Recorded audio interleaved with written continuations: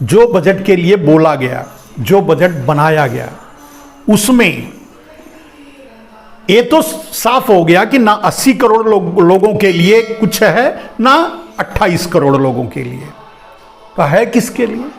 फिर वही बात आ जाती है, वही कैसे, यानी कि विकास एक तरफ अडानी अंबानी के लिए। तो लोग तो कहें या ना कहें, समझें या ना समझें, सारे फायदे अडानी अंबानियों के लिए है। उनका तो नहीं घट रहा है ना, उनकी संपत्ति तो बढ़ रही है। हां, भारत का झंडा लगाकर कल अडानी ये कह सकते हैं कि ये 80 करोड़ भी, माफ कीजिएगा, 80 करोड़ जो 5 किलो अनाज की लाइन में खड़े हैं, ये उनकी अस्मिता का सवाल है कि ये मुझ पे हमला किया जा रहा है। ना सुनते, ना क्या कहते हैं, गांव में एक कहावत है, न कहत लाज न सुनत लाज। कोई कहे तो भी शर्म आए और कोई सुने वो भी शर्म आए।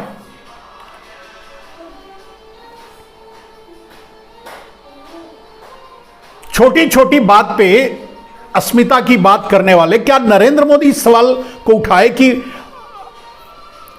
अडानी का चपरासी कैसे भारत का झंडा लगाकर बात कर सकता है? वो तो प्रधानमंत्री का और मंत्री या सरकार ऐसा करती है। कभी कहीं आपने सुना, अगर कहीं कोई और, कहीं कुछ और इस तरह का हुआ होता तो पता नहीं क्या कर जाते, ये पूरे देश की ही बोलते ये हो गया। खैर, तो दोस्तों सबसे बड़ी बात कि जहां से जो स्थिति है, जो भारत की स्थिति, जो खराब स्थिति है, वो यही है कि 80 करोड़ लोगों को 5 किलो अनाज पर जिंदा रखा जा रहा है। एक 28 करोड़ लोगों को रोजगार नहीं है, रोजगार के लिए मारे मारे फिर रहे हैं। इसके लिए अनरिकॉग्नाइज्ड, यानी कोई पढ़ा लिखा नहीं है, कोई मजदूरी करता है मनरेगा जैसे जगह पे, या कोई अशिक्षित बेरोजगार जिसको कहते हैं, वो भी बहुत से हैं। तो रोजगार किसके पास है? और जब इन सब के लिए कुछ नहीं है, 5 किलो इनके लिए अनाज है और उनके लिए क्या कहते हैं, अमृत पीढ़ी का सपना है 28 करोड़ लोगों के लिए, अनरिकॉग्नाइज्ड है, उनके लिए कुछ भी नहीं है, वो भी नहीं है, सपना भी नहीं है। तो बजट है किसके लिए? तो सीधा सवाल है, बजट अडानी अंबानी के लिए। अब इसमें भी कुछ कहने की बात है?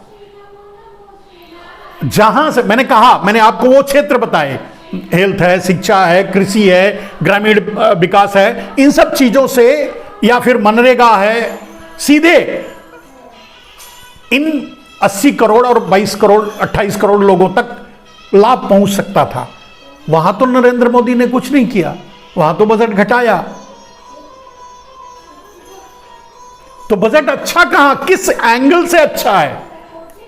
यानी बजट बंडलबाजी के अलावा कुछ भी नहीं है। मैंने एक और बात बता दी कि बजट में कुछ चीजों को सस्ता होगा ऐसा कहा गया है, लेकिन सस्ता क्या होगा? सस्ता तो आपको कुछ नहीं मिलेगा बाजार में, ये अलग बात है, लेकिन सस्ता भी वही होगा जो चाइना से आएगा, महंगा वही वो होगा जो भारत में बनेगा, भारत से निकलेगा।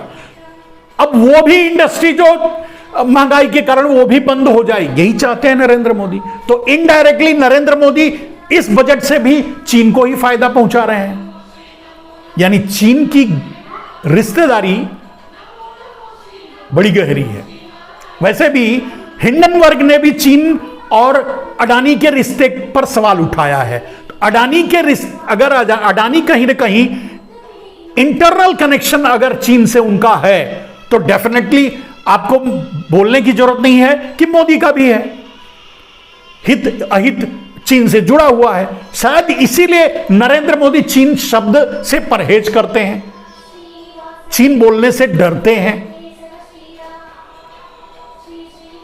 और ओवरऑल मैंने आपको पीछे कल भी कहा था कि मैंने बहुत से लोगों को मुखर होकर के नरेंद्र मोदी का विरोध करते हुए, नरेंद्र मोदी की बातों को काटते हुए, नरेंद्र मोदी के सामने डटकर उनसे सवाल सोशल मीडिया से ही करते हैं, वो बात नरेंद्र मोदी तक नहीं पहुंचती, लेकिन बोलते हुए मैंने देखा। लेकिन इनमें से भी बहुत ऐसे हैं जो अडानी से मोदी से भी ज्यादा अडानी से, यानी मोदी से जो नहीं डरता वो भी अडानी से डरता है। यानी मोदी से कहीं बड़े अडानी हैं, पावरफुल अडानी हैं। ऐसा है क्या? नहीं, मेरा एक सवाल है कि ऐसा लोग क्यों डर रहे हैं? फिर लोग खुलकर क्यों नहीं बोल रहे हैं?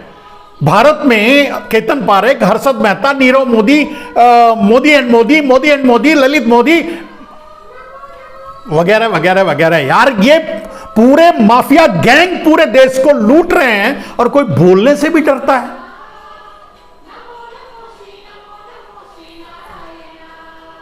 और कहना होगा तो बोलेंगे कि माफिया तो मुख्तार अंसारी वो यूपी में बैठा है। अरे और वो क्या कर लेगा? मैंने पहले भी कहा था कि वो माफिया क्या कर लेगा? 100-200 आदमी को नुकसान पहुंचा सकता है। कर क्या सकता है? पूरा देश ही बेचने के लिए जो तैयार है वो माफिया है कि ये माफिया है? बताओ, माफिया कौन है? भारत में माफिया कौन है? कहां से आते हैं माफिया? पूरे देश को जो दांव पर लगा देते हैं, पूरे देश की अस्मिता, इज्जत खाक में मिला देते हैं, पूरे देश को डुबाने की स्थिति में ला देते हैं। आज अंदर अंदर फटी पड़ी है। आरबीआई भी इंक्वायरी कर रहा है, एसबीआई से पूछ रहा है, ये क्या कहते हैं, एलआईसी से पूछ रहा है, दूसरे इन्वेस्टरों से पूछ रहा है। माने पूरे देश की इतनी बड़ी बड़ी संस्थाओं को लाइन में लगा दिया, डुबोने की स्थिति में ला दिया। तो माफिया कौन है यार? अतीक अहमद के घर पे बुलडोजर चलाकर आपको कहा जाएगा कि माफिया का घर गिरा दिया गया। जाओ ना, ईडी भेजो ना अडानी के घर पे। 70 बार पकड़े गए अडानी के पोर्ट से, अडानी के प्रेमाइसेस से ड्रग्स। कभी कोई कार्रवाई हुई? कहीं बुलडोजर चला? भाई कहने का अर्थ यह है कि 100, 200, 500, 1000, 2000 का घोटाला कर लोगे या कहीं चोरी कर लोगे तो आपके घर गिरा दिया जाएगा।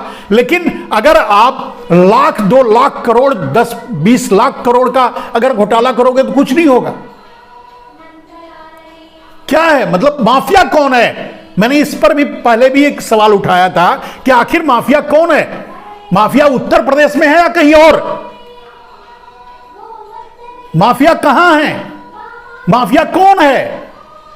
जो देश को बेच रहे हैं, जो भारत का पूरा काला धन, ब्लैक मनी, जो इनडायरेक्टली मॉरिशस रूट से या टैक्स हेवन के देशों से अंडरग्राउंड करके लाया जा रहा है, चोर वो हैं कि चोर मुख्तार अंसारी, अतीक अहमद या कोई, या फिर और कोई कौन मार दिए जाते हैं जिनको इनकाउंटर कर दिया, वो सब कौन है? कौन है माफिया? ये पहले भी मैंने सवाल किया था आपसे। समझिए माफिया कौन होता है? पूरे देश को दांव पर लगा देने वाला माफिया होता है या चोरी चकारी और गुंडागर्दी करने वाला माफिया होता है?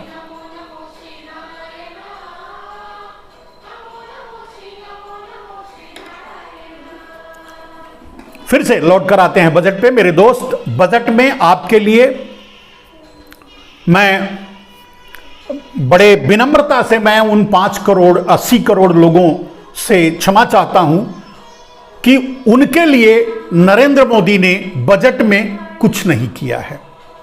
ये उनकी कंटिन्यूटी लगा करके उनको और साल 2 साल तक मुफ्त अनाज दिया जाएगा बोल करके ये खुद ही साबित कर दिया है।